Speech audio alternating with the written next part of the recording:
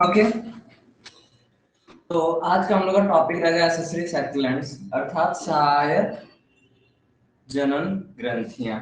ठीक है, सहायक जनन ग्रंथियां में अगर हम देख लें तो हमने पहले दिन क्या लिखा था। हमने लिखा था seminal vesicle, prostate gland, Cowper's gland और गोनाड्स। ठीक है, गोनाड्स के बारे में पढ़ना नहीं, हालांकि गोनाड्स मतलब वही जनक। जनक का मतलब अभी हमने जो पढ़ा था कल, टेस्टिस।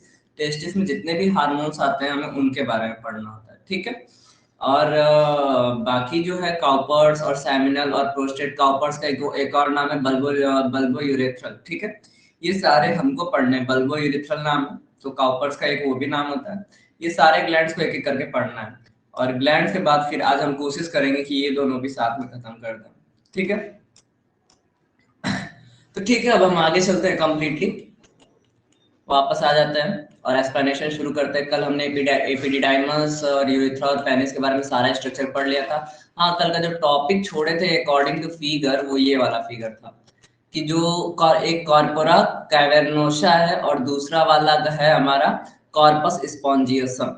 ये तीसरा है, दूसरा कॉर्पस कैवर्नोसम है और एक कॉर्पोरा कैवर्नोसा है। ठीक है, तो ये जो भी नाम है, ये नाम क्या होता है, सिलेंड्रिकल स्ट्रक्चर होता है। ठीक है, ये नाम कैसा होता है, सिलेंड्रिकल स्ट्रक्चर होता है। सिलेंड्रिकल स्ट्रक्चर का मतलब क्या है, सिलेंड्रिकल स्ट्रक्चर का मतलब हमारा ये आ जाता है, जैसे हम कह रहे हैं कि ये हॉलो एक स्ट्रक्चर है। ठीक है, ये क्या है, हॉलो सब स्ट्रक्चर भरे हुए हैं, और ये कैसे होते हैं, स्पॉन्जिसम, स्पंज के जैसे होते हैं। ये सारे क्या है, हॉलो स्ट्रक्चर है। ठीक है, हॉलो मतलब खोखली संरचना है। अब जब ये खोखली संरचना है तो इसमें दो अर्टरी दिखा रहा है, एक यहाँ पर अर्टरी है, दूसरी अर्टरी कहाँ पर है, दूसरी अर्टरी यहाँ पर लिखा हुआ है क्या, डीप अर्टरी। ठीक है, मतलब क्या है, गहन धमनी है। ठीक है, अब इन धमनियों में से क्या निकलता है, इन धमनियों में से निकलता है ब्लड, और जब यहाँ से ब्लड निकलेगा तो ये कंप्लीट एरिया को कंप्लीटली फिल कर देता है। ठीक है, और जब कंप्लीटली फिल कर देगा तो उसके आकार में, अगर हम कहेंगे अगर एक नॉर्मल सा गुब्बारे जैसी आकृति है, अगर उसमें पानी या फिर ब्लड फिल होगा तो उसकी आकृति में जो भी चेंजेस आएंगे उसको हम लेते हैं।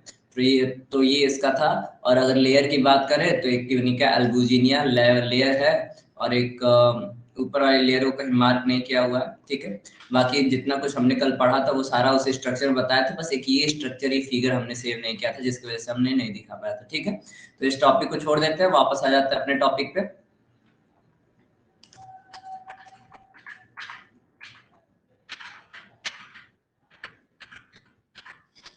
हमारा टॉपिक यहाँ पर है जिसमें से हमें कुछ ग्लैंड के बारे में पढ़ना है और हेडिंग डालते हुए पढ़ना है। पहला वाला हमारा हेडिंग रहेगा, वो रहेगा सेमिनल वेसिकल।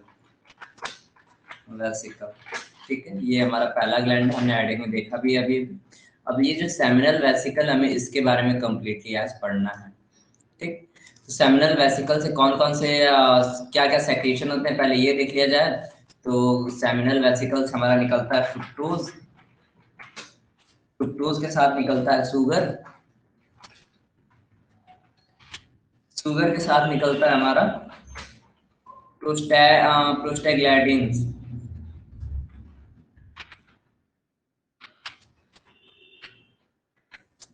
ठीक है, तो ये सारे क्या होते हैं, निकलते हैं ये सारे कुछ सेक्रेशन है। इसके साथ एक और होता है सिमिनोजेलिन कहा जाता है उसको। ठीक है, सिमिनोजेलिन, ये चार ग्लैंड सेमिनल वेसिकल से। ठीक है, इसमें से फ्रुक्टोज और शुगर का काम होता है एक मीडियम क्रिएट करना। जो प्रोस्टोग्लैंडिन्स है उनका अलग काम होता है, और जो सिमेनोजेलिन्स है इनका अलग काम होता है। ठीक है, तो इनके बारे में हमें कंप्लीटली पढ़ना ही है। ठीक है, तो हम कंप्लीटली पढ़ते हुए चलते हैं आगे एक एक के वर्ग को। ठीक है, पहले अगर इसमें कुछ पॉइंट लेते हैं तो इनका मतलब जो फ्रुक्टोज और शुगर होते हैं इनका काम क्या होता है, इट रिड्यूसेस, रिड्यूसेस मतलब क्या करते हैं, खत्म करते हैं। reduces, it reduces the acidic nature ठीक है, ये क्या खत्म करते हैं, एसिडिक नेचर, मतलब अम्लीय माध्यम को खत्म करने का काम करता है। और किसके अम्लीय माध्यम को, तो योनि के अम्लीय माध्यम को ये सब पूर्णतः समाप्त करने का काम करते हैं वैजिना का। और ये उसके साथ क्या करते हैं, जब अम्लीय माध्यम को समाप्त करेंगे तो ये किसकी सुरक्षा में काम कर रहे हैं, शुक्राणुओं की सुरक्षा में काम कर रहे हैं। ठीक, इनका काम हो गया। एक हेडिंग छोटा सा ले लेते हैं, प्रोस्टोग्लैंडिन्स। ठीक है, एक ये हार्मोन होता है। सेमिनल वेसिकल में हमने फ्रुक्टोज का बताया, आपको शुगर का बताया। उसके बाद नेक्स्ट क्या डाला है, प्रोस्टोग्लैंडिन्स डाला है। ठीक है, प्रोस्टोग्लैंडिन्स का काम क्या होता है, ये क्या करता है, ये एक्टिव और मतलब इसका काम क्या होता है, ये पहले तो एक मीडियम बनाता है जिसमें जो स्पर्म है वो कम्प्लीटली एक्टिव है, मतलब जो शुक्राणु है कम्प्लीटली इसमें क्या है, सक्रिय है। पहला पॉइंट इसमें हमको क्या मिल रहा है, इट वर्क्स। ये क्या करता है, किस चीज में कार्य करता है, टू कीप मतलब रखने के लिए। स्पर्म मतलब शुक्राणु को, एक्टिव मतलब सक्रिय। ये शुक्राणु को सक्रिय बनाने में मदद करता है। और इसका दूसरा एक काम होता है, वो दूसरा काम क्या है,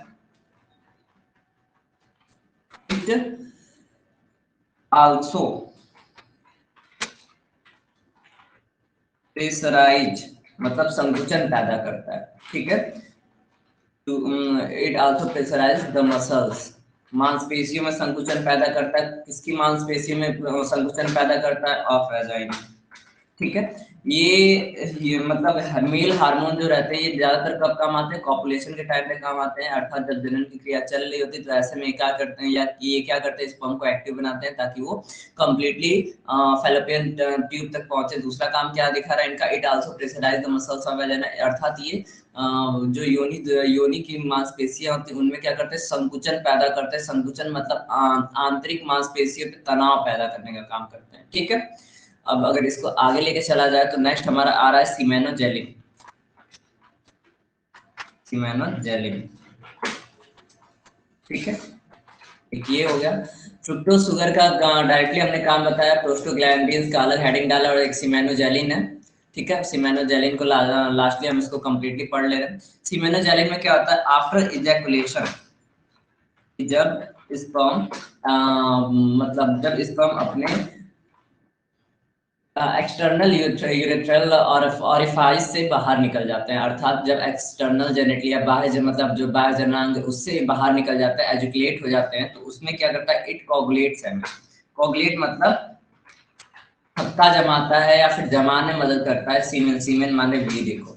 ठीक है, अब स्पर्म और सीमेन में अंतर क्या होता है, तो भाई सीमेन जो है वो कंप्लीट 2.5 ml लिक्विड होता है, और सीमेन के अंदर कई ढेर सारे स्पर्म पाए जाते हैं। ठीक है, 20 करोड़ से 40 करोड़ माना जाता है कि जो मतलब जो सीमेन होता है, सीमेन के अंदर 20 करोड़ से 40 करोड़ स्पर्म शुक्राणु पाए जाते हैं। सीमेन को हिंदी में कहा जाता है वीर्य और स्पर्म को कहा जाता है शुक्राणु। और सीमेनोजेलिन जो है, सीमेनोजेलिन का एक ही काम होता है कि जब इजैकुलेशन हो जाता है तो वो कोगुलेट करता है। कोगुलेट मतलब जमाने का काम करता है किसको, सीमेन को। ठीक है, सीमेन माने वीर्य को। ओके, अब आगे चला जाए कंप्लीटली। तो अब हमारा नेक्स्ट हेडिंग रहेगा प्रोस्टेट ग्लैंड। ठीक है, हमने पहला पढ़ा सेमिनल, दूसरा रहेगा प्रोस्टेट, तीसरा रहेगा काउपर्स। और देखा जाए तो हमने हेडिंग में वही तीनों को लिखा भी है। ठीक है, गोनाड्स मतलब जनन होते हैं, जनन मतलब टेस्टिस, टेस्टिस से जो भी हार्मोन्स निकलते हैं, जो भी टेस्टिस की प्रक्रिया होती है उसको हमने पढ़ा चुका है, तो उसको हेडिंग में नहीं लेते हैं। सेमिनल वेसिकल पढ़ लिया, सेमिनल वेसिकल के टाइप पढ़ लिया। नेक्स्ट हेडिंग रहेगा हमारा प्रोस्टेट ग्लैंड।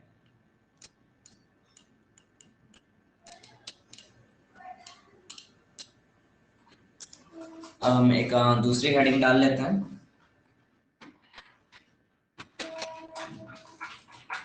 Prostate gland. ठीक है, प्रोस्टेट ग्लैंड की हमने पोजीशन तो देखे, मतलब प्रोस्टेट ग्लैंड की पोजीशन हमने देखी थी। एक बार और अगर दिखाना है तो दिखा देते हैं प्रोस्टेट ग्लैंड की पोजीशन। तो यहाँ पर आप देख सकते हैं लिखा हुआ प्रोस्टैटिक यूरेथ्रा, और प्रोस्टैटिक यूरेथ्रा के साइड में मतलब जो इतना लॉन्ग मतलब लॉन्गिट्यूडनल एरिया है,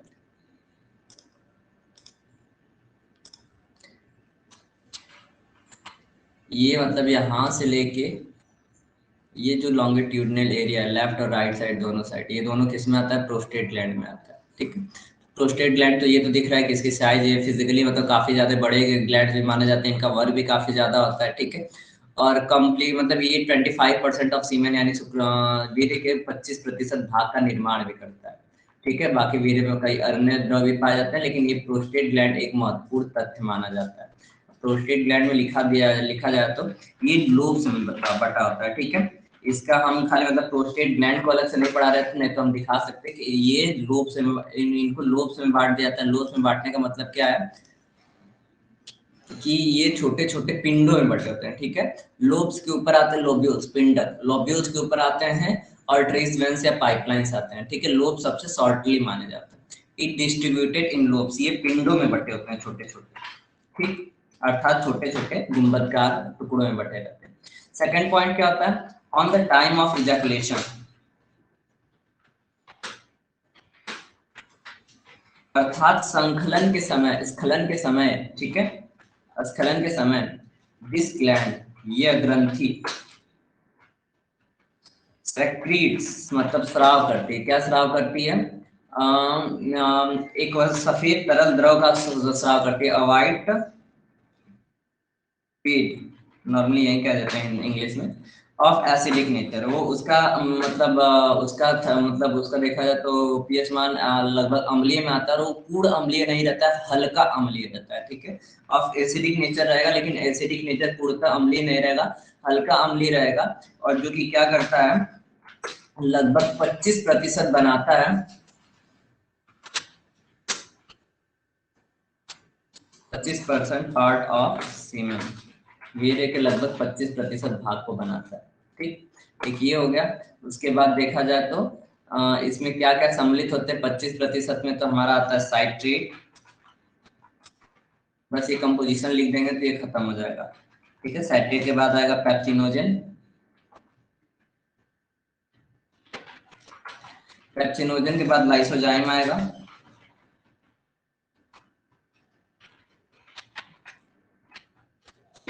लाइसोजाइम के बाद एमाइलेज आएगा, एमाइलेज के बाद हाइलारुनाइडेज,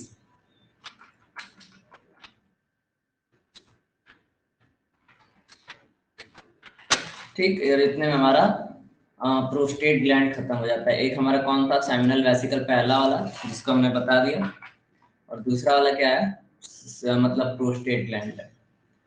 यहाँ पर हमारी दो हेडिंग खत्म हो गई। अब हमको लास्ट लेके चलना है बल्बो यूरेथ्रल और काउपर्स ग्लैंड। ठीक है, इसको पढ़ लेंगे तो हमारा हार्मोनल चैप्टर यानी जो हार्मोन्स थोड़े बहुत बचे थे वो आज कंप्लीटली खत्म हो जाएंगे। लास्ट वाला क्या है, बल्बो यूरेथ्रल,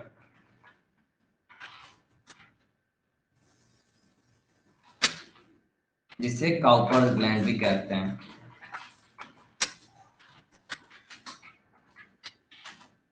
ठीक, इसके एक्सप्लेनेशन में हमें ज्यादा कुछ नहीं लिखना होगा।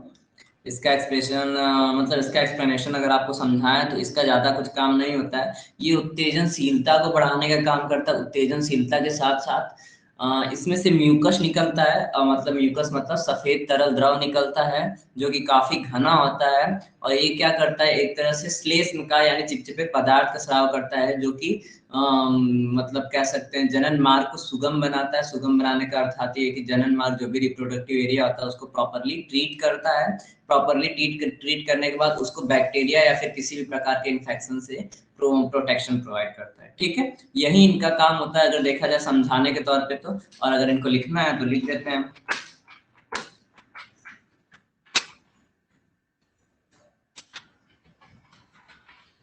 तो इरेक्ट पॉपुलेशन का मतलब क्या होगा, उत्तेजनशीलता। ठीक है,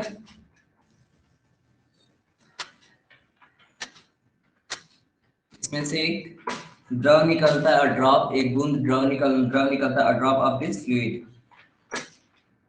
इसकी पोजीशन भी है, हालांकि ये काउपर्स ग्लैंड की पोजीशन हमने आपको फिगर में दिखाया था, और ये जब स्लाइड हम दिखाएंगे तो आप उसमें फिगर्स में देख लीजिएगा कि इसकी पोजीशन दी हुई है। मेक्स मतलब बनाता है, द वेजाइनल मतलब जन्म, इसको योनि कह सकते हैं, फिर जनन मार्ग कह सकते हैं। ठीक है, जनन मार्ग को स्मूथ, चिकना, एंड सिचुएबल। सुइटेबल का मतलब क्या है कि यहाँ पर वो उसको किसी भी प्रकार के बीमारियों से या फिर किसी प्रकार के इन्फेक्शन से बचाने का काम करेगा, ठीक है। और देखा जाए तो ये क्या होता है, ये एक डेंस लिक्विड होता है, डेंस ट्रांसपेरेंट म्यूकस, म्यूकस मतलब चिपचिपा पदार्थ, ठीक है। इतना पढ़ लिए तो इसके बाद हमारा कंप्लीटली ग्लैंड खत्म हो जाता है। उसके बाद हमारा आ जाता है फीमेल रिप्रोडक्टिव ऑर्गन, ठीक है। बस हमें इतना ही आज ग्लैंड के बारे में पढ़ना था, ग्लैंड्स के बारे में इतना ही लिखना भी था। इसके बाद और कुछ ग्लैंड्स में नहीं लिखना है। उसके बाद हमारा नेक्स्ट टॉपिक यहाँ पर कंप्लीटली आ जाएगा फीमेल रिप्रोडक्टिव ऑर्गन। और फीमेल रिप्रोडक्टिव ऑर्गन में हमें पहले ओवरीज पढ़ना होगा, फिर ओविडक्ट पढ़ना होगा, ठीक है। Male and female reproductive organs में हमारी पहली हेडिंग लिखी हुई ओवरीज, ठीक है। तो हम नेक्स्ट स्लाइड लेते हैं। टाइम वेस्ट करने की कोई जरूरत है नहीं कि इसमें कुछ एक्सप्लेनेशन बचा रह गया, कुछ ना समझ में आया, कुछ आप लोगों का क्वेश्चन रहेगा तो पूछ लीजिएगा, ठीक है।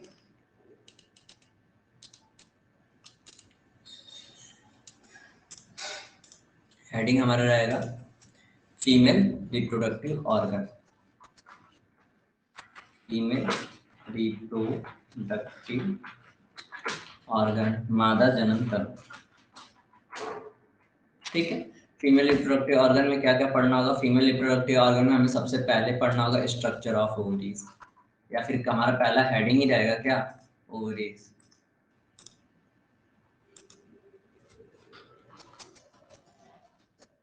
अर्थात अंडाशयों की संरचना।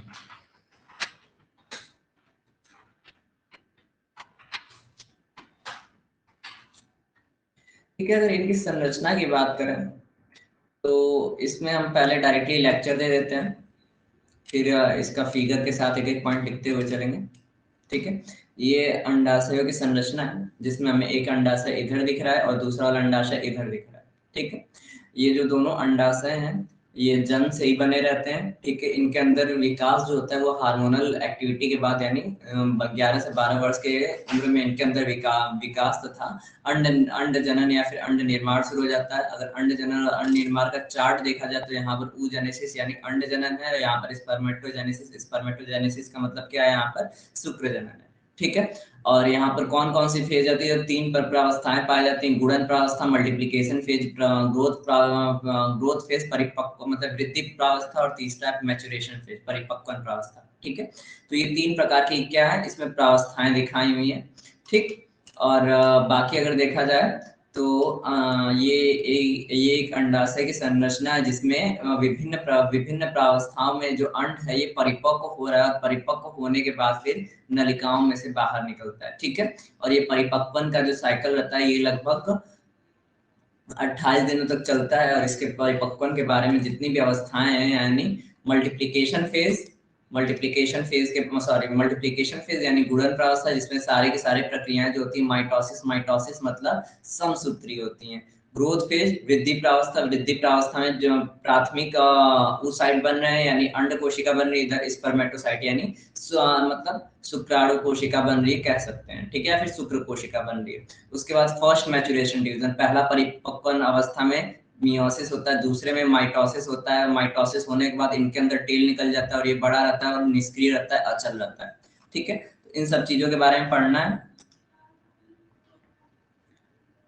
तो ठीक है, अब इसका एक्सप्लेनेशन धीरे धीरे चलते हैं। स्ट्रक्चर ऑफ ओवरीज अगर देखा जाए, इनके साइज की बात किया जाए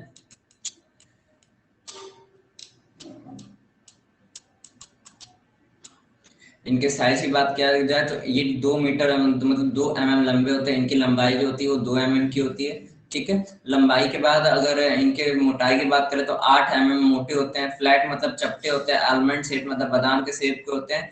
एब्डोमिनल एंड पेरोटिनियम मतलब abdominal and peritoneum of the pelvic cavity देखा जाए तो ये एब्डोमिनल पेरोटिनियम, ठीक है। इसका अगर स्ट्रक्चर, हाँ, तो ये अगर देखा जाए इनकी स्थिति का कंप्लीटली, तो यहाँ पर इनकी स्थिति को दिखाया हुआ है यहाँ पर, ठीक है। ये यूटेरस है, ठीक है। और ये क्या है, ऊपर वाला पार्ट हमारा उधर हो जाता है, ठीक है। ऐसे आप लोग को कर्सर प्रॉपरली दिखता नहीं है,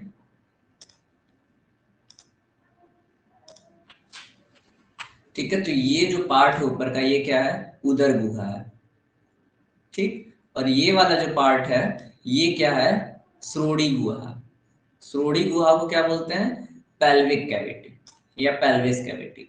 और जो उदर गुहा रहता है इसको क्या बोला जाता है, एब्डोमिनल कैविटी, या फिर यहाँ पर हम लोग कौन से वर्ड का यूज करेंगे, एब्डोमिनल पेरोटिनियम, ठीक है।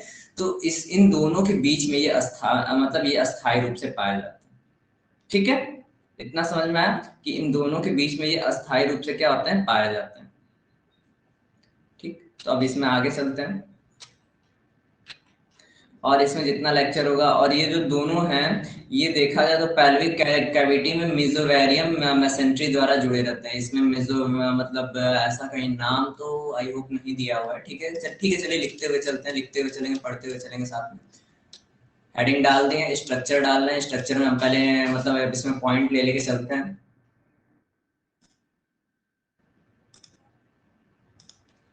ठीक है, पहला पॉइंट हम ले लेते हैं इनकी, ये दो जनन होते हैं, टू गोनैड्स। ठीक है, दो जनन मतलब एक राइट ओवम हो गया और एक लेफ्ट ओवम हो गया। ठीक है, यानी दो अंडाशय जो पाए जाते हैं उन्हीं की बात कर रहे हैं हम यहाँ पर। आप लोगों को कोई दिक्कत होगी तो तुरंत कमेंट कर दीजिएगा। टू गोनैड्स में पहला जो होता है वो 2 mm लंबा होता है। ठीक है, इनकी जो लंबाई होती है ये 2 मिलीमीटर लंबी होती है, और इनकी जो मोटाई होती है वो 8 mm ठीक, यानी मोटे होते हैं। ठीक, ठीक, ये हो गया। ठीक, और इनके शेप की बात कर लें तो ये फ्लैट, फ्लैट मतलब चपटे होते हैं। और फ्लैट के बाद दूसरा क्या लेंगे कि इनका शेप जो होता है वो आलमंड शेप का होता है। आलमंड शेप का मतलब क्या है, ये बादाम के आकार के पाए जाते हैं। फ्लैट मतलब चपटे होते हैं और आलमंड शेप मतलब बादाम के आकार में पाए जाते हैं। ठीक, अब इसमें और कोई पॉइंट लेंगे तो ये फाउंड पाए जाते हैं कहाँ, बिटवीन। अभी हमने चित्र में आपको बताया था कि ये कहाँ पाया जाता है। पहला वाला एब्डोमिनल कैविटी या फिर abdominal peritoneum. Same as male की तरह लगभग सारा काम मेल से मिलता जुलता है, जहाँ यहाँ तक कि शुक्र जनन और अंड जनन में प्रक्रियाएं भी सेम होती हैं। तो इसमें ज्यादा कुछ सोचना नहीं है, इसमें जितनी प्रक्रियाएं लगभग एक जैसी मिलती जुलती हैं, बस थोड़ा थोड़ा अंतर होता है, स्ट्रक्चर में अंतर होता है, और फंक्शन में तो लगभग कंप्लीटली सेम होते हैं। बस फंक्शन में मतलब जो जनन की प्रक्रिया है उसमें फंक्शनल भी डिफरेंस होता है, स्ट्रक्चरल भी डिफरेंस होता है। बाकी जो इनका वर्किंग का स्कीम होता है, वर्किंग स्कीम लगभग मेल और फीमेल दोनों का सेम पाया जाता है। ठीक है, found between abdominal peritoneum, abdominal peritoneum मतलब उदरीय गुहा कह सकते हैं। ठीक है, उदरीय गुहा और and the wall of pelvic.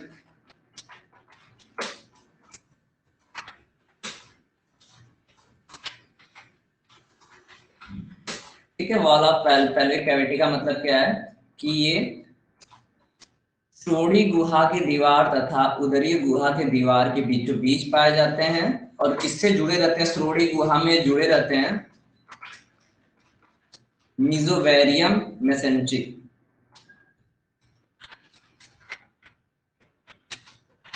Mesentery. ठीक, तो ये पॉइंट हो गया है किनका, कंप्लीट। इसको हम ब्रैकेट में कर लेते हैं क्योंकि ये पेल्विस कैविटी में इसके द्वारा जुड़े रहते हैं। ठीक है, आउटर रीजन पे नहीं। बाकी अगर इनमें अगर हम कुछ और पॉइंट लेंगे तो इनका जो कंप्लीट स्ट्रक्चर है, ठीक है, मतलब पूरा मतलब जितना भी जनन अंग है, जनन अंग का जो कंप्लीट स्ट्रक्चर होता है उसमें एक जो चीज मुख्य होता है वो क्या होता है हमारा, वो होता है हमारा कंप्लीटली उसको कहते हैं हम लिगामेंट्स। ठीक है, लिगामेंट्स यानी स्नायु हर जगह मिलते हैं, स्नायु से ही कंप्लीट पूरे शरीर के हर एक अंग जुड़े रहते हैं। उसके बाद देखा जाए तो इसमें जो मतलब लिख भी लेते हैं इस पॉइंट को, लिगामेंट्स एक इंपॉर्टेंट टॉपिक है। हार्ट में भी हमने लिखवाया था क्या कि हार्ट में जितना भी स्ट्रक्चर है या फिर जितनी भी धमनी तथा सिराएं हैं वो एक दूसरे से किसी चीज से बंधी रहती है, तो लिगामेंट्स होते हैं। जो बोन्स के ज्वाइंट होते हैं, जो हैंड के ज्वाइंट होते हैं, उन हर जगहों पे लिगामेंट्स पाया जाता है। तो इसमें भी लिखेंगे ऑल ओवर मतलब सभी चीजें। ठीक है, एग, ऑल ओवर एग या फिर कह सकते हैं ओवरीज आर अटैच्ड मतलब जुड़ी रहती हैं बाय लिगामेंट। ठीक है, ये पॉइंट भी जरूरी है। तो ये सारे पॉइंट्स हो गए कंप्लीट। इसमें आई होप आप लोगों को कोई कंफ्यूजन नहीं होगा। अगर इसमें आप लोगों को समझ में नहीं आया तो आप लोग बता दीजिएगा। इसके बाद इसका हिस्टोलॉजिकल स्ट्रक्चर लेके पढ़ेंगे, यानी वो हिस्टोलॉजिकल स्ट्रक्चर का मतलब क्या है कि उत्तकीय संरचना इनकी कैसी होती है।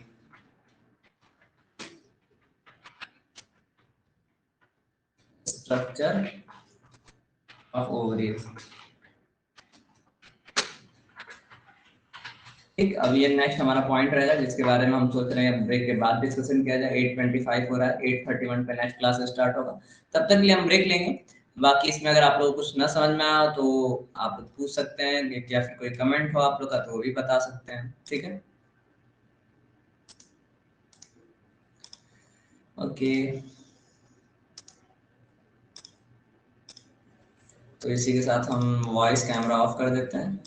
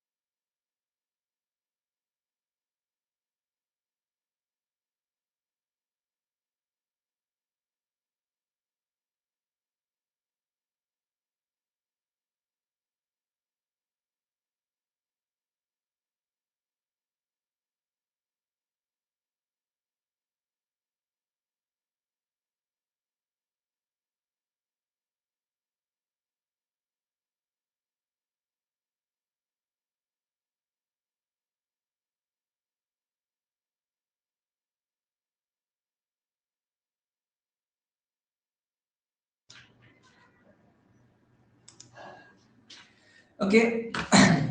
तो अब हमारा टॉपिक है हिस्टोलॉजिकल स्ट्रक्चर ऑफ ओवरीज, ठीक है। तो सीधी सी बात है, इसमें हम पहले जितना है उसको मतलब जितना लेक्चर उनको समझते हुए चलते हैं।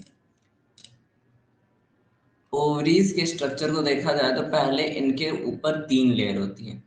आउटर जो लेयर होती है वो होती है पेरिटोनियम की, ठीक है। इसमें आई होप दिया होगा कि नहीं दिया होगा पता नहीं। आउटर जो लेयर होती है वो होती है पेरिटोनियम की, सॉरी, हाँ पेरिटोनियम की होती है। उसके बाद जो मिडिल लेयर आती है वो जर्मिनल एपिथेलियम की आती है, और जो लास्ट वाली लेयर आती है ट्यूनिका एल्बुजिनिया की आती है, ठीक है। तो पहले जो ओवरी रहती है वो कैसे रहती है, ट्राई लेयर रहती है, अर्थात उनमें 3 अस्तर पाए जाते हैं, ठीक है। 3 लेयर में पाई जाती हैं ये।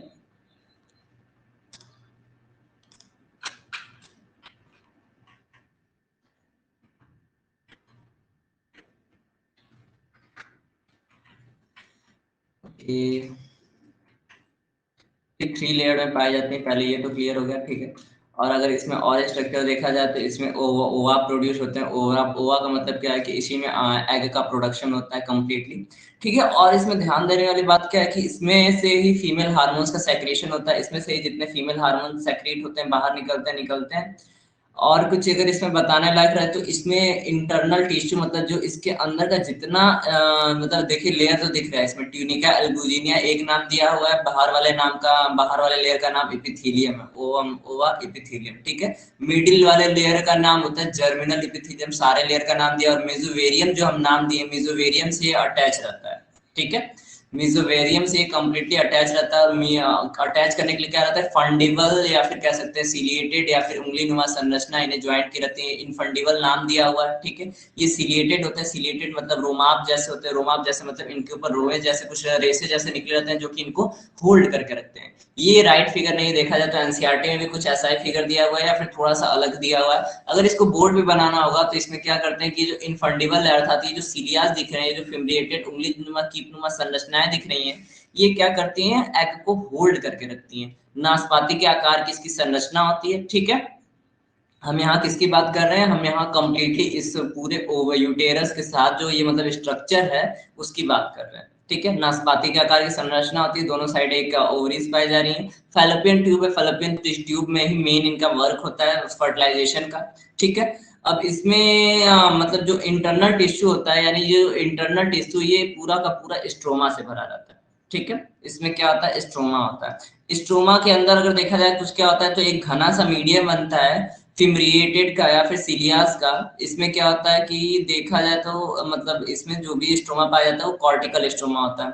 अब कॉर्टिकल स्ट्रोमा में बहुत छोटे छोटे ओवेरियन फॉलिकल पाए जाते हैं, ठीक है। ऐसे टॉपिक क्लियर नहीं हो रहा है तो इसका फिगर, ठीक है। कॉर्टेक्स मतलब वलकुट होता है, और इसमें oocyte मतलब अंड कोशिका हो गई, ठीक है।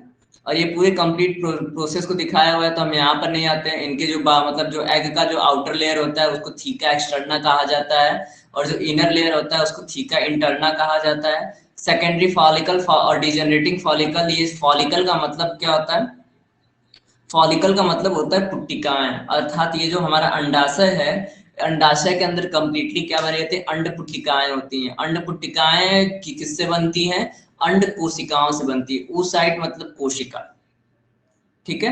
और कोशिका के बाद देखेंगे तो क्या लिखा हुआ है, प्राइमरी फॉलिकल लिखा हुआ है, ठीक है। प्राथमिक पुट्टिकाएं, उसके बाद ग्रेनुलोसा सेल्स, ठीक है। उसके बाद जोना पेलुडिका की लेयर है, जोना पेलुडिका एग के चारों ओर की प्राइमरी लेयर होती है। उसके बाद अंदर हमको एग का स्ट्रक्चर दिखाया हुआ है, ठीक है। और प्राइमोर्डियल फॉलिकल जो है वो चेंज हो जाते हैं। तो ये सारी जो प्रक्रियाएं हैं, अगर इन प्रक्रियाओं को अच्छे से पढ़ा जाए तो इसमें क्या होता है कि इसमें 2 टाइप के डिवाइड होकर 2 सेल्स बनाते हैं। एक जो होता है वो बाद में डिजेनरेट हो जाता है, और एक फॉलिकल जो होता है वही आगे चल के ग्रोथ करके बाहर निकलता है, ठीक है। तो इनकी जो प्रोसेस होती है वो काफी ज्यादा जटिल होती है। इनके प्रोसेस को हम धीरे धीरे एक एक करके पढ़ेंगे। फिलहाल में हम इनके प्रोसेस का मतलब इनके स्ट्रक्चर्स को पढ़ें तो ये 10 सेंटीमीटर लंबा मतलब फैलोपियन ट्यूब के बारे में भी नहीं पढ़ना, हम अभी वहीं लेते हैं हमारा जो हिस्टोलॉजिकल स्ट्रक्चर हम लिख रहे थे, ठीक है। एक्सप्लेनेशन इसका हम करते हुए चलेंगे, एक एक पॉइंट जैसे लिखेंगे। पहला पॉइंट क्या है कि ये जो होती है 3 लेयर की होती है,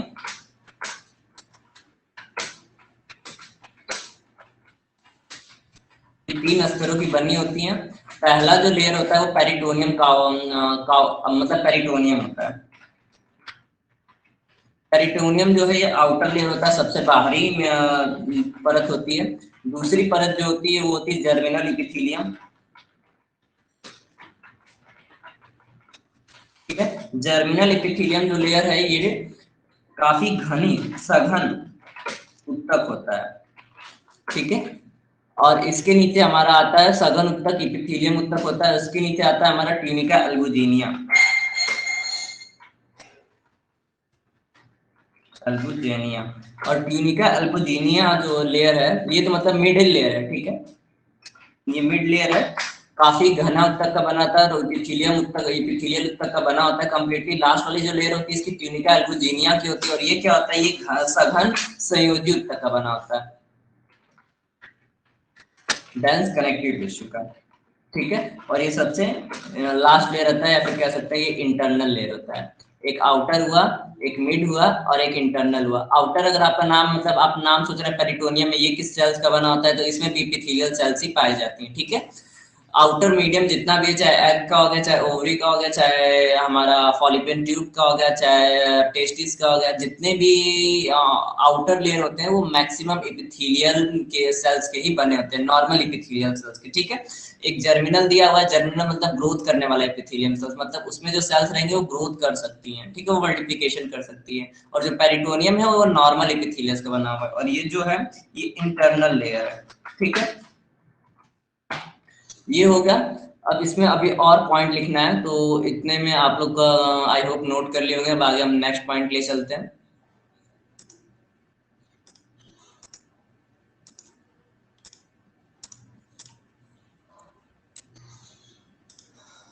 हमें हेडिंग नहीं डालना, हमें उसी में पॉइंट लिखते हुए चलना है।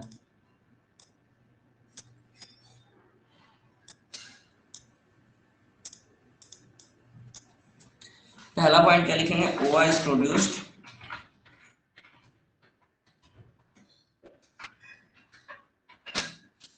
प्रोड्यूस कर मतलब कहाँ प्रोड्यूस होते हैं, इन ओवरीज, अंडाशय में प्रोड्यूस होते हैं। और क्या, ओवा मतलब एग। ठीक है, और क्या होता है अंडाशय से, फीमेल हार्मोन्स का सेक्रेशन होता है। ठीक है, ऐसे हार्मोन्स जो कि मेंसेस यानी मासिक धर्म, मासिक चक्र का चक्र में काफी हद तक उत्तरदायी रहते हैं। उनके बिगिनिंग फेज, उनके मिड फेज और उनके स्टॉपेज फेज में ये सारे के सारे कंप्लीटली उत्तरदायी रहते हैं। ठीक है, और अगर इसमें तीसरा देखा जाए तो इसमें के जो इंटरनल टिश्यू होते हैं, मतलब जो एक आउटर स्ट्रक्चर हो गया, एक लेयर हो गया, एक परत हो गई, उसको तो छोड़ देते हैं। अब हम इंटरनल स्ट्रक्चर, क्योंकि ये कंप्लीटली जो होते हैं वो सॉलिड होते हैं, सॉलिड मतलब ठोस की अवस्था में रहते हैं, इनके अंदर कोई हॉलो स्ट्रक्चर नहीं होता है, कोई खोखली संरचना नहीं होती है, ये कंप्लीटली भरे रहते हैं। तो किससे भरे रहते हैं,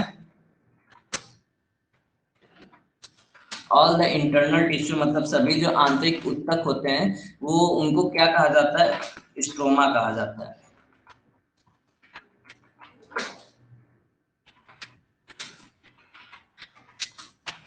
ठीक है, ये पॉइंट हुआ। उसके बाद स्ट्रोमा क्या होता है, एक घना, एक सघन माध्यम बनाता है, और वो सघन माध्यम को नाम दिया जाता है कॉर्टिकल स्ट्रोमा, और कॉर्टिकल स्ट्रोमा आपको नाम देखने को मिलेगा। ठीक है, इसी को अगर आगे बढ़ा देते हैं, विच क्रिएट्स और डेंस मीडियम, एक घना माध्यम बनाता है। ठीक है, एक सघन सघन सा माध्यम बनाता है, जिसको क्या नाम देते हैं, मतलब किसका बनाता है, कॉर्टिकल स्ट्रोमा का। और जो कॉर्टिकल स्ट्रोमा होता है इसमें छोटे छोटे काफी ज्यादा सर्कुलर क्या पाए जाते हैं, ओवेरियन फॉलिकल्स। ओवेरियन फॉलिकल्स का मतलब क्या है, अंडाशय पुट्टिकाएं पाई जाती है। मतलब हम किस स्ट्रक्चर की बात कर रहे हैं, अगर हम ध्यान दें तो हम इस स्ट्रक्चर की बात कर रहे हैं कि ये जो जितना भी अंदर का सघन माध्यम है, इस सघन माध्यम को हम कंप्लीटली क्या कहेंगे, स्ट्रोमा। ठीक है, और इस स्ट्रोमा में क्या पाए जा रहे हैं, ये स्ट्रोमा मतलब एक सघन माध्यम जो बना रहा है, वो सघन माध्यम किसका बना रहा है, कॉर्टिकल स्ट्रोमा का बना रहा है। ठीक है, और ये कॉर्टिकल स्ट्रोमा क्या करेगा, इस कॉर्टिकल स्ट्रोमा में ढेर सारी अंडाशयी पुट्टिकाएं यानी अंड पुट्टिकाएं पाई जाती हैं। ठीक है, और वो सारी अंड पुट्टिकाएं मतलब ये सारी जो छोटे छोटे सर्कल दिख रहे हैं अलग अलग शेप के, ये सारे सर्कल जो हैं ये डेवलपमेंट के अपने स्टेज पर हैं। मतलब इनमें तीनों प्रावस्थाएं पाई जा रही, तीनों प्रावस्था में मतलब क्या, पहला गुणन प्रावस्था मल्टीप्लिकेशन फेज, दूसरा परिपक्वन सॉरी ग्रोथ फेज परिपक्वन प्रावस्था, और तीसरा मैचुरेशन फेज, सॉरी ग्रोथ को वृद्धि प्रावस्था बोलेंगे, ठीक है। और तीसरा वाला होता है मैचुरेशन फेज यानी परिपक्वन प्रावस्था। ये तीनों प्रावस्थाएं इन सारे विभिन्न प्रकार के अंडाशय पुट्टिकाओं के भीतर चल रही होती है। और इसी में जो साइड साइड में छोटे छोटे सर्कुलर छोटे छोटे बॉल्स दिख रहे हैं उन्हें कहा जाता है oocyte, यानी ये सारे छोटे छोटे क्या है, एक अंड कोशिकाओं की परत पाई जा रही है। बाकी जो एग मतलब एक कंप्लीट एग होता है, एक कंप्लीट एग के ऊपर जोना पेलुडिका की लेयर पाई जाती है, और उसके साथ भी जनरेटिंग फॉलिकल पाया जाता है, ठीक है। डी जनरेटिंग फॉलिकल मतलब उसके चारों एक लेयर पाई जाती है जो कि धीरे धीरे से आके डी जनरेट होती है, जिसको थीका इंटरना और थीका एक्सटर्ना के नाम से जानते हैं। बाहर वाले थीका एक्सटर्ना, अंदर वाले थीका इंटरना। आई होप आप लोग को इसमें थोड़ा सा कंफ्यूजन नहीं होगा, क्योंकि अभी हम ये इसका डेवलपमेंट साइकिल नहीं पढ़ रहे हैं। जब डेवलपमेंट साइकिल पढ़ेंगे तो इसके अंदर क्या कितनी प्रक्रियाएं चल रही है, इतने सर्कल्स क्यों बने हुए हैं, इतना कॉम्प्लेक्स क्यों है, वो क्लियर हो जाएगा। अभी बस हमका स्ट्रक्चर पढ़ रहे हैं, और हम इसका कैसा स्ट्रक्चर पढ़ रहे हैं, हिस्टोलॉजिकल स्ट्रक्चर, ठीक है। तो ठीक है, हम अब आगे आगे चलते हैं इसमें जहां लिख रहे थे। यहाँ तक लिखे हैं कॉर्टिकल स्ट्रोमा बनता है, ठीक है। अब इन कॉर्टिकल स्ट्रोमा का तो मतलब समझ रहे हैं ना कि क्या है। अब कॉर्टिकल स्ट्रोमा अंदर का मीडियम, ठीक है, जिसमें जितने भी छोटे छोटे बॉल्स से अलग अलग टाइप के सर्कुलर शेप्ड ओरियन फॉलिकल से अलग अलग डेवलपमेंट के स्टेज पे, वो सारे इसके अंदर ही पाए जाते हैं। In cortical stroma bear are many circular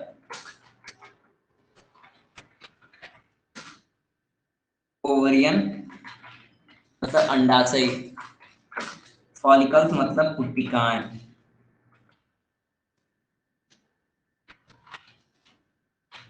at the different मतलब विभिन्न स्टेज मतलब प्रावस्थाओं में ऑफ डेवलपमेंट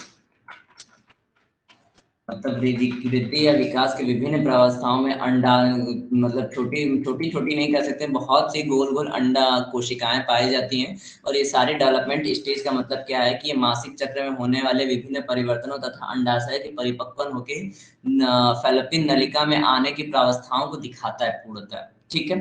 तो ये सारी प्रक्रियाएं होंगी। अब ये सारी प्रक्रियाओं को हमको डिटेल में पढ़ना है, लेकिन अभी हम क्या पढ़ रहे हैं, अभी हम इसका मतलब उत्तकी संरचना औत्तकी संरचना पढ़ रहे हैं। तो अभी हमको इस प्रक्रियाओं को नहीं पढ़ना है। जब हम अंड जनन शुक्र जनन पढ़ेंगे तो इसमें सारी प्रक्रियाएं दी रहेंगी, उसका चार्ट हम अभी ऐड किए हैं। यहाँ पर oogenesis है, तो oogenesis में कौन कौन सी प्रक्रियाएं हो रही है, उसको उस प्रक्रियाओं को बनने में कितना दिन लग रहा है। तो फिर जायगोट, अगर फर्टिलाइजेशन हो रहा है तो जायगोट का फॉर्मेशन लेगा, ठीक है। अगर फर्टिलाइजेशन नहीं हो रहा है तो जायगोट का फॉर्मेशन ना होके वो बाहर सेक्रेट होगा, मींस मेंसेस या फिर कह सकते हैं पीरियड्स का फॉर्मेशन लेगा, ठीक है। तो ये सारी प्रोसेसेस को अभी हमें आगे पढ़ना है, अभी हमको नहीं पढ़ना है। अभी हम सिर्फ इसका फिजिकल स्ट्रक्चर पढ़ रहे हैं, ठीक है, कि ये भौतिक रूप से कैसा रहता है, या फिर इंटरनल स्ट्रक्चर कह सकते हैं, औत्तिकी रूप से हिस्टोलॉजिकल बेसिस पे कैसे रहते हैं, ठीक। ईच फॉलिकल मतलब सभी पुट्टिकाएं, ठीक है। ये फॉलिकल एक तरह से देखा जाए तो अंड मतलब अंड कोशिकाएं हैं, ठीक है। Each follicle has a oocyte, सभी फॉलिकल यानी सभी पुट्टिकाओं के पास क्या होता है, एक oocyte होती है। साइट का मतलब क्या हो गया, कोशिका हो गया, ठीक है। कमेंट सर, नीचे के 2 points, all the internal tissue are called stroma, मतलब ये जो एग है इसके अंदर कंप्लीट रूप से क्या भरे हुए हैं, स्ट्रोमा भरे हुए हैं, ठीक है। इसके अंदर कंप्लीटली स्ट्रोमा भरे हुए हैं। ये मतलब इस लेयर को पूरा मतलब अगर सीधी सीधी सरल भाषा में समझा जाए, स्लाइड शो से बताएं।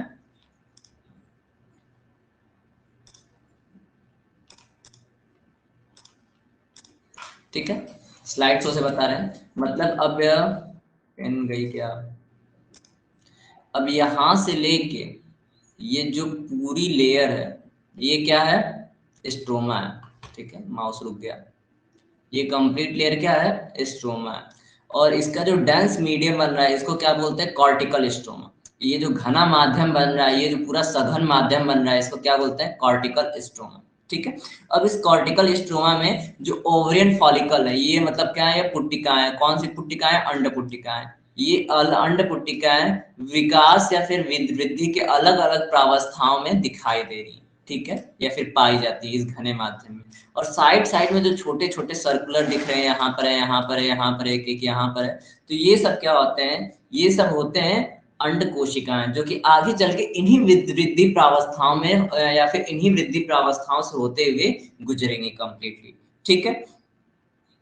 और इसमें जो मतलब प्रत्येक फॉलिकल है यानी प्रत्येक जो पुट्टिका है ये आगे चल के oocyte यानी अंड कोशिका में बदलेंगी और फिर वो अंड कोशिका अंड में बदलेगा और फिर वो अंड अंड मतलब वो जो अंड रहेगा वो अंड जनन करके फैलोपियन नलिका में आएगा और वहां पर होता है निषेचन क्रिया। ठीक है, आई होप अब आपको कोई डाउट नहीं होगा, फिर से एक्सप्लेनेशन हो गया। Each follicle has a oocyte, सभी पुट्टिकाओं के पास क्या होती है, एक अंड कोशिका होती है। साइट मतलब साइट जो वर्ड है साइटोलॉजी से आ गया और ऊ मतलब अंड, ठीक है, डबल ओ का मतलब अंड हो गया और जो साइट है किससे आ गया, साइटोलॉजी से आया, ठीक है, यानी अंड कोशिका होती है। इतना तो क्लियर हो गया। अब अंड कोशिका, अब ये क्या आती है, each follicle has a oocyte that changes, मतलब ये जो अंड कोशिकाएं होती है बदल जाती हैं इनटू ओवम, अंड में बदल जाती हैं। ठीक है, ये विभिन्न परिपक्वन की विभिन्न प्रावस्थाएं होती है जिसमें अंड में बदलती हैं बाय द प्रोसेस ऑफ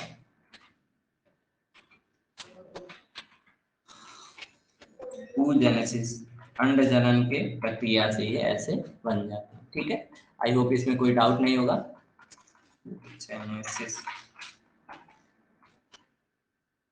यहाँ पर हमारा ये टॉपिक कंप्लीटली खत्म हो जाता है, स्ट्रक्चर ऑफ ओवरीज। ठीक है, अभी हम इसके अंदर की सारी प्रक्रियाओं को नहीं पढ़ रहे, अभी सिर्फ हम इसका हिस्टोलॉजिकल स्ट्रक्चर पढ़ रहे हैं। ठीक, इसके बाद हमारा जो नेक्स्ट टॉपिक आता है स्ट्रक्चर ऑफ ओविडक्ट्स, यानी क्या, अंडवाहिनियों की संरचना है। जो अंडवाहिनियां होती है यही मेन प्रक्रिया के लिए उत्तरदायी रहती हैं, यही हर एक चीज डेज के लिए उत्तरदायी रहती है। हालांकि जो यूटेरस है, यूटेरस तो अपने लिए एक मतलब अपना एक जो अलग मीडियम बनाता है उसके लिए उत्तरदायी रहता ही है, लेकिन अगर देखा जाए तो यानी ये जो पाइपलाइन शुरू हो रही है, ठीक है, इसका लेक्चर हम दे दे रहे हैं फिर लिखते हुए चलेंगे, पहले लेक्चर फिर बाद में लिखेंगे। तो इसमें जो मतलब ये जो शुरू हो रहा है पाइपलाइन, यानी यहां से शुरू हो रहा है, ये पाइपलाइन जो कंप्लीटली शुरू हो रहा है और यहाँ पर जो खत्म हो रहा है और फिर यहाँ से शुरू हो रहा है, दोनों साइड यानी एक पेयर में पाई जाती है। अब ये पाइपलाइन ही का मेन काम होता है, इनके अंदर रोवे जैसी संरचनाएं पाई जाती हैं। ठीक है, रोवे जैसी संरचनाओं को क्या कहते हैं, फिम्ब्रिया कह सकते हैं या फिर सीलिया कह सकते हैं, यानी इनके अंदर रोमा पाए जाते हैं। ठीक है, अब ये 10 सेंटीमीटर लंबी है, ये कितनी लंबी है, ये यहाँ से जो शुरू हो रही है ये 10 सेंटीमीटर लंबी है, कंप्लीटली यहाँ पर आके खत्म हो रही है। ठीक, पहला पॉइंट हुआ ये 10 सेंटीमीटर लंबी है। इनसे क्या है, मतलब इनसे एक एक अंड अटैच्ड है। ठीक है, जो अंड अटैच है उसमें फिंगर लाइक प्रोजेक्शन, यानी ये जो निकले हुए हैं फिंगर लाइक, इनको क्या कहते हैं, हम इनको मिजोवेरियम कहते हैं। ठीक है, अभी मिजोवेरियम का नाम हम आपको किस में दिखाए थे, इस वाले में दिखाए थे। ठीक है सर, हाँ, यहाँ पर आपको देखिए लिखा हुआ मिल रहा है मिजोवेरियम, यानी ये जो अंड है ये जो मतलब अंडाशय है ये किसके द्वारा अटैच है, मिजोवेरियम के द्वारा अटैच है। ठीक, ये पॉइंट क्लियर हुआ। अब दूसरा पॉइंट क्या है, दूसरा पॉइंट इसमें है कि ये मिजोवेरियम कैसे होते हैं, फिंगर लाइक प्रोजेक्शंस होते हैं, ये अंगुली नुमा संरचना है। ठीक, और इनको फिम्ब्रिएटेड कह सकते हैं, मतलब ये जो उंगली नुमा संरचना है इनको हम ऑस्टियम कहते हैं। ठीक है, ये जो ये ऑस्टियम इसको नहीं कहेंगे, एक्चुअली यहाँ पर एक ओपनिंग इस फिगर में कंप्लीटली नहीं दिख रहा है। ठीक है, अगर देखा जाए तो यहाँ पर एक ओपनिंग रहती है, इरेजर पूरा ये पॉइंट क्लियर कर देते हैं फिर दिखाते हैं आपको।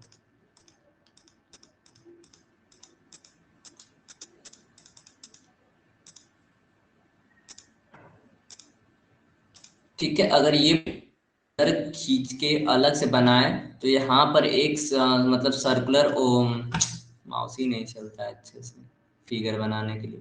ठीक है, ऐसे अगर यहाँ को इस फिगर को थोड़ा सा जूम कर दे तो यहाँ पर एक ओपनिंग रहता है जिसे पूर्व मुख कहा जाता है हिंदी में, इंग्लिश में इसे ऑस्टियम कहा जाता है, हालांकि ये फिगर में कहीं दिखाया नहीं है। ठीक है, जो ऑस्टियम मतलब ये तो ऑस्टियम हो गया, और ये ऑस्टियम के चारों ओर क्या पाया जा रहा है, फेमरिया सिलिएटेड, ये क्या करते हैं एग को होल्ड करके रखते हैं। हालांकि ये फिगर गलत, हम आपको बार बार बता रहे हैं कि ये फिगर कंप्लीटली गलत दिया हुआ है, ये एग को होल्ड करके मतलब पकड़ के रखते हैं। ठीक, और इसीलिए इसको इनफंडिबल कहा जाता है, फिमरिएटेड फनल कहा जाता है। तो इनफंडिबल नाम आपको यहाँ पर कंप्लीटली दिख ही रहा है, सामने लिखा हुआ है साफ साफ, ये इनफंडिबल नाम। ठीक है, या फिर इनको क्या कहा जाता है, फिम्ब्रिएटेड फनल कहा जाता है, यानी कीपनुमा बने रहते हैं, कीप जैसे बने रहते हैं, और कैसे रहते हैं, फिम्ब्रिएटेड, फिम्ब्रिएटेड मतलब रोमाब जैसे रहते हैं। ठीक, एक ये पॉइंट क्लियर हो गया। अब इसका अगर और कोई पॉइंट लेते हैं तो ये 10 सेंटीमीटर लंबे, ये तो हमने बताया कि क्या, ये कितने लंबे हैं, ये 10 सेंटीमीटर लंबे हैं। ठीक, एक ये पॉइंट क्लियर हुआ। इसके बाद जो एम्पुला पार्ट आपको दिख रहा है, यानी ये जो चौड़ा वाला पार्ट दिख रहा है, ये 2/3 हिस्सा कवर करता है, ठीक है। यानी ये जो एम्पुला है, ये पूरे फैलोपियन नलिका का, ये पूरे ओवरियन नलिका का कितना भाग कवर कर रहा है, 2/3 हिस्सा, 2/3 स्ट्रक्चर कवर कर रहा है। और देखा जाए तो ये वाला स्ट्रक्चर, ये वाला जो स्ट्रक्चर है, यानी जो एम्पुला स्ट्रक्चर है, वो स्टेमस स्ट्रक्चर के एक मायने में देखा जाए। देखिए इसमें 2 ही स्ट्रक्चर होता है, ठीक। इसमें हमको एक बात ध्यान में रखना है क्या, कि इनमें 2 ही स्ट्रक्चर होता है, एक स्ट्रक्चर स्टेमस है और एक स्ट्रक्चर एम्पुला। एम्पुला कैसा है, चौड़ा स्ट्रक्चर है, कितना एरिया कवर कर रहा है, 2/3 हिस्सा कवर कर रहा है, ठीक। 2/3 हिस्सा कवर करने का मतलब 2/3 हिस्सा कवर कर रहा है, ये क्लियर हो गया। दूसरा क्या है, स्टेमस है, यानी ये जो बचा हुआ पार्ट है, जो पतला पार्ट है, इसको क्या कहा जाता है, स्टेमस कहा जाता है। ये उसकी अपेक्षा में काफी पतला होता है, और कहाँ आके खुल रहा है, ये खुल रहा है आके यूटेरस में। यूटेरस माने गर्भाशय में आके ये दीवार जो होती है खुल जाती है, ठीक। ये पॉइंट क्लियर हुआ। इसके बाद इसमें क्या होता है कि ये जो फैलोपियन नलिका है, अब एग ये नहीं है कि एग यहाँ से निकला कंप्लीटली यहाँ पर आ जाएगा, यहाँ पर वो आता ही नहीं है। अगर देखा जाए इस फिगर में, तो इसमें फिगर में दिखा रहे कि एग यहाँ पर आके रुक गया है, ठीक है। यहाँ पर वो 4 से 5 दिन तक ठहरता है। क्यों ठहरता है, for the purpose of fertilisation, यानी निषेचन के लिए ये जो एग है यहाँ पर ठहरा हुआ है, ठीक। अब यहाँ पर वो कितने दिन ठहरेगा, हम क्या बता रहे हैं, 5 से 6 दिन तक ठहरता है फॉर फर्टिलाइजेशन। अब अगर फर्टिलाइजेशन नहीं होता है, तब उसके बाद वो यहाँ पर आता है, फर्स्ट स्टेज। अगर फर्टिलाइजेशन हो जाता है तो जाइगोट बना के वो यहाँ पर आता है, सेकंड स्टेज। दोनों कंडीशन, ठीक है। तब तक वो एग कहाँ है, यहीं पर अपना ज्वाइंट, ठीक। अब इसके बाद इनमें जो होता है, इसकी जो इनर वॉल होती है, अर्थात इसकी जो आंतरिक दीवार होती है, वो कैसी होती है, फिम्ब्रिएटेड होती है।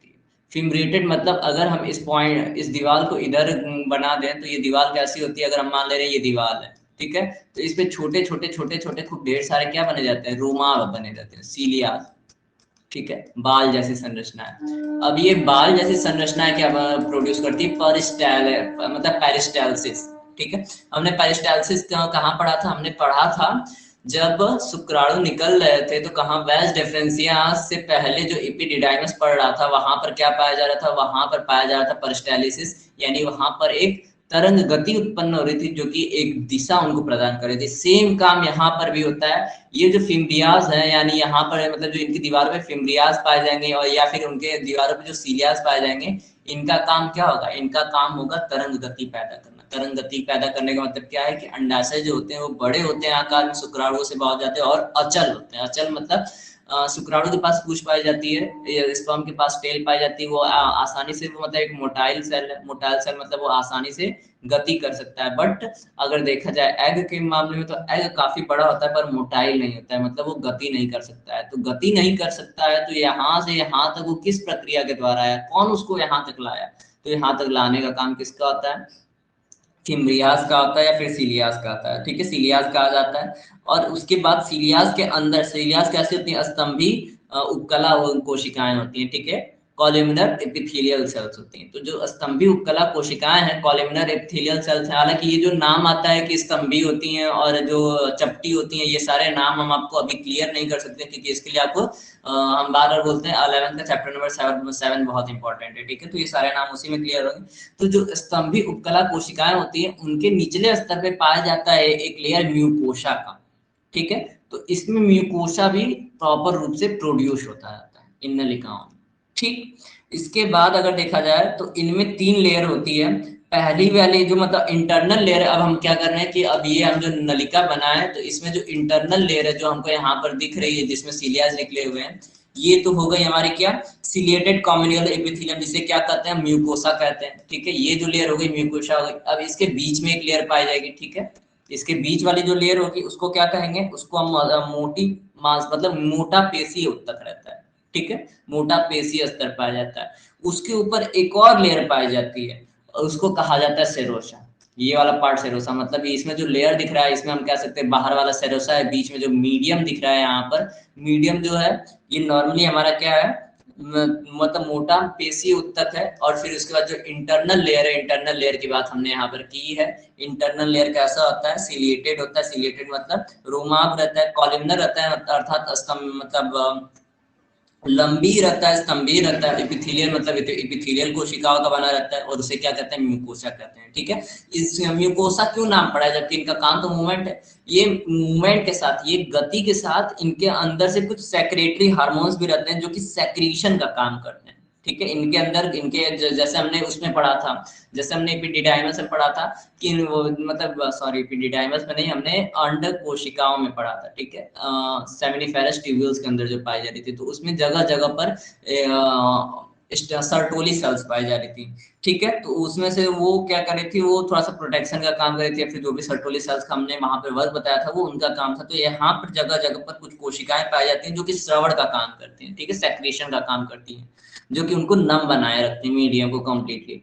ठीक है, और इसके बाद जो इनके जो epithelial ciliated columnar epithelial cells अर्थात रोमाब्यास फिर स्तंभी रोमाब कोशिकाएं जो रहती हैं, ये क्या करती है, एक तरंग गति पैदा करती है। तरंग गति पैदा करने का मतलब क्या है कि जो एग है वो मोटाइल नहीं है। मोटाइल मतलब वो चल नहीं सकता है, तो यहाँ पर एग है, अब ये चल नहीं सकता है। ठीक है, ये यहीं पर इसी तरह पड़ा हुआ है। अभी इसको गति कौन प्रदान करेगा, अब ये जो इसकी दीवारें हैं ये एक तरंग गति पैदा करेंगी। तो जब ये तरंग गति पैदा करेंगी तो ये यहाँ से आके यहाँ पर उठेगा। अब यहाँ पर वो ठहरा रहेगा 4 से 5 दिन निषेचन के लिए, फर्टिलाइजेशन के लिए। अगर फर्टिलाइजेशन नहीं होता है तो फिर ये तरंग गति इसको आगे भेजते हैं, आगे भेज के निष्क्रिय होके बाहर आ जाता है। अगर ऐसे में फर्टिलाइजेशन होता है तो यहाँ पर जाइगोट फॉर्मेशन होता है, जाइगोट फॉर्मेशन होने के बाद यहाँ पर फ्रूट का निर्माण हो जाता है एट द एज ऑफ, मतलब एट द 16 स्टेज है। इसके बारे में हमें आगे पढ़ना। ठीक है, तो आई होप इसके एक्सप्लेनेशन में कोई दिक्कत नहीं होगी। अब इसमें बस सारा का सारा हमें लेक्चर लिखना है, यानी जितना कुछ अभी हमने समझाया उसी को हम पॉइंट वाइज लिख लेते हैं। ठीक, टाइम देखा जाए तो 8:57 हो रहा है, टाइम लगभग हो गया। आप 3 मिनट में जितना लिखेंगे लिखेंगे, बाकी कल लिख लेंगे। समझाना ज़्यादा जरूरी होता है, सारा पॉइंट हमने एक्सप्लेन कर दिया है।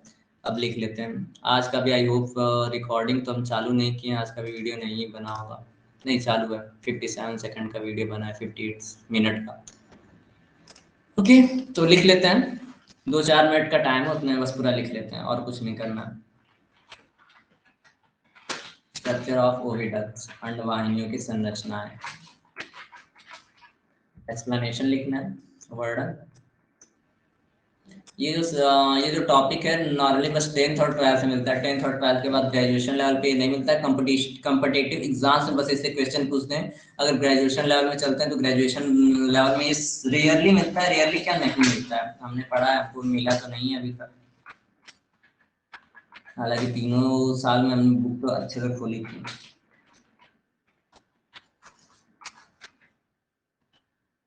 ठीक है, पहला पॉइंट क्या मिल रहा, ओवरीज आर अटैच्ड, मतलब जो अंडाशय होते हैं वो जुड़े रहते हैं किससे, ओविडक्ट से, अंडवाहिनियों से जुड़े रहते हैं। ठीक है, बाई, सारा पॉइंट हम समझा चुके हैं। By a finger like projections, उंगली नुमा संरचनाओं से जुड़े रहते हैं। ठीक है, फिंगर लाइक प्रोजेक्शंस को क्या कहते हैं, मीजोवेरियम। ये मीजोवेरियम नाम लिखा हुआ हमने आपको दिखाया है, कहाँ पर है, हालांकि फिगर में नहीं दिखाया, लेकिन दूसरा वाला भी फिगर था उसमें लिखा हुआ था। ठीक है, फर्स्ट पॉइंट खत्म।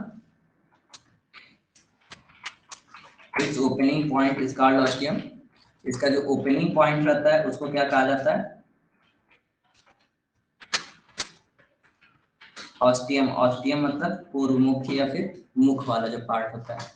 नेक्स्ट पॉइंट, मतलब ये जो ऑस्टियम होता है, या तो ये फिमरिएटेड रहता है। फिमरिएटेड मतलब साइड साइड में जो फिमरी निकले होते हैं, या फिर सिलिएटेड रहता है। ठीक है, ये भी हमने आपको फिगर में दिखाया है। कोई पॉइंट अब आपका छूटेगा नहीं, बस लिखने का काम करना था, इसलिए हम सारा पॉइंट जल्दी जल्दी लिखवा रहे हैं बस। थर्ड पॉइंट क्या मतलब, तो इसलिए इसके स्ट्रक्चर को, क्योंकि वो फिमरेटेड या सिलिएटेड रहता है, तो इसलिए इसके स्ट्रक्चर को क्या कहा जाता है,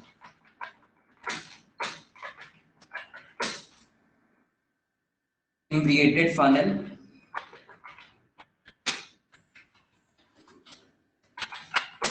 या फिर क्या कहा जाता है, इनफंडिबल। इनफंडिबल नाम हमने लिखा हुआ आपको दिखाया, दोनों नाम में से जो भी नाम बोलेंगे सही होगा। ठीक है,